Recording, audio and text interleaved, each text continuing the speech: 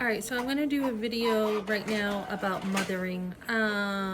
You do need to spank your kids. I know we're living in a day and age where we hear that you don't need to spank your kids, but you do. It's just part of life. This is something I learned right away in the MOPS class, which I'm thankful for, mothers of preschoolers. It says in the Bible that if you do not correct your son, you actually hate him. And, it's true. I see kids with behavior problems all the time, and it's just a lack of obedience, is what it is.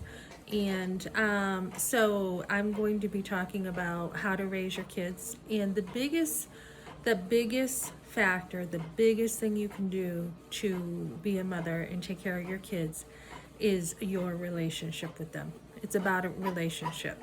And then, yes, you do have to establish your authority. You do have to be the parent. You have to let them know who's the boss. You're the parent, not them. And that's the way it is. It's just simple, And a lot of people, I've heard different views over the years. I've heard let's see, Dr. Spock, Benjamin Spock. He was pretty permissive. Stuff from Focus on the Family. I've heard lots of people's opinions, and some people will say, well, disciplining your son or daughter or correcting them it doesn't have to be spanking them, or I would never spank my kid. And I'm just saying, once you get that authority down and you establish you are the parent, and a lot of it is also verbal, it's verbal correction, but to get that down, you don't have a lot of problems afterwards.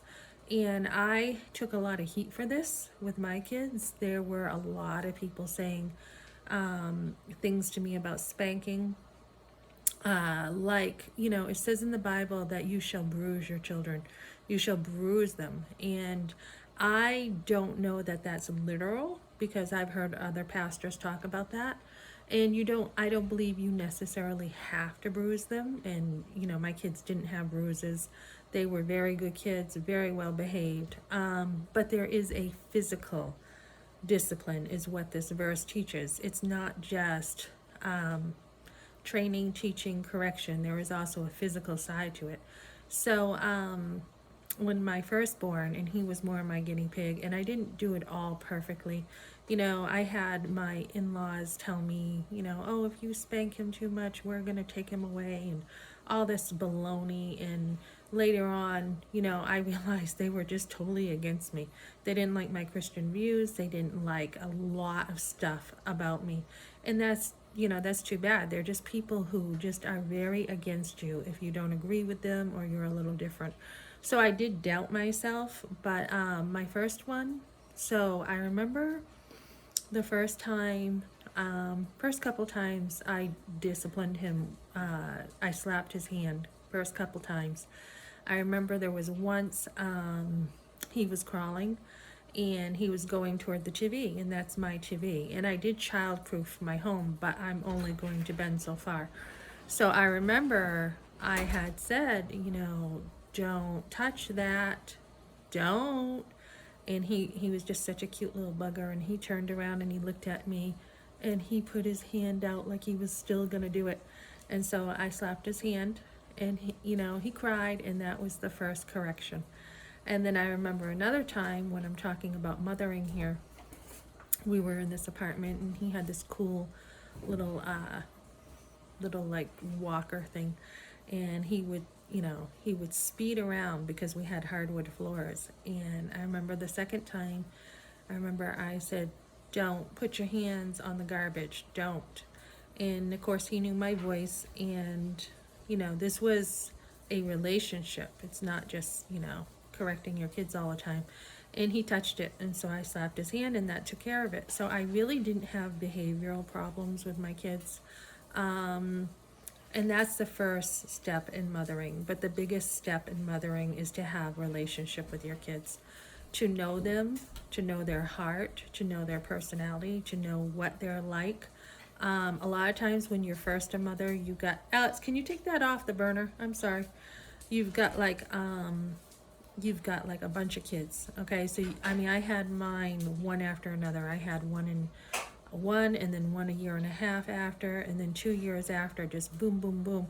And a lot of times you don't have time to sit there and communicate. You don't have time to sit there and explain why you said this and why you said that. And it's just you're busy, you're trying to stay on a schedule, you're trying to get chores done, you're trying to get a lot done. Maybe you don't have a very big reserve because of stuff you've gone through before. There are some mothers out there who are a little bit rough, and they are still the mother, and they still are going to correct their kids. Like there's a couple girls over here, and they talk to me and they say, oh my goodness, if I did that, my dad would spank me, or my dad would spank me if I did this. And so that fear of God that they got, it's really the fear of their father right now, but there is a fear of doing wrong that's been put in them already. And that is so healthy. And so we see nowadays, even in schools, where teachers are trying to teach and they don't have the authority to give consequences or something. It's a bit different when it's your own kids. It's also a bit different than like me talking to other kids. I would not do that to another kid. They're not my kids, so I would correct them with my words, but still building relationship. And that's the biggest part in your parenting, is you are building relationship. I had my kids, I as a minimalist mom, they were on my hip most of the time. I didn't use a lot of baby equipment. I was given stuff, but I didn't really use a whole lot. We had a trailer, so I'm not going to have much room for stuff.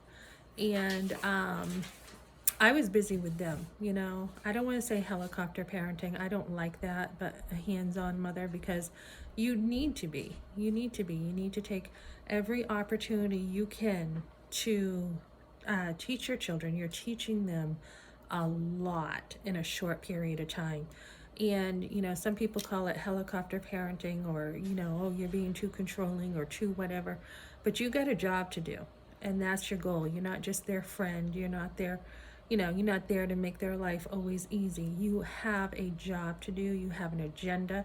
You have certain age, by a certain age you want to see this in them, you want to see that in them. You've got stuff to do. And if you only get one chance at it, one chance in your whole entire life. So you want to make sure you're working really hard to do that. You also want to look out for influences. I had one son who got in with the wrong crowd, and he got back up on his feet, and I'm very proud of him. He's doing great now, but it took 2 or 3 falls with the wrong crowd to get him where he's at now. And just way out there with quite a bit of stuff. I'm very proud of him now. He's doing a great job. And sometimes when someone has, he had a little bit of a learning problem with just low muscle tone, tactile skills. He would take a really hot shower and not even realize how hot the water was. And I see some of that from me, just not feeling some things. And so to teach women this, what I'm going to be doing with my channel is teaching women how to mother from the get-go, life 101, just how do you do it? Because I remember when I was pregnant, and I'm like, what am I supposed to do? How am I supposed to do that? And my first book about child development was What to Expect When You're Expecting, and then to read and read and read so that you have a support system, a daily support system to help you parent. And then it's people around you. Be careful of naysayers. I had a lot of heat for homeschooling. People told me they hoped I didn't ruin my kids, etc. Make sure you have support with classes, support with the church, community, and just get as much support as you can.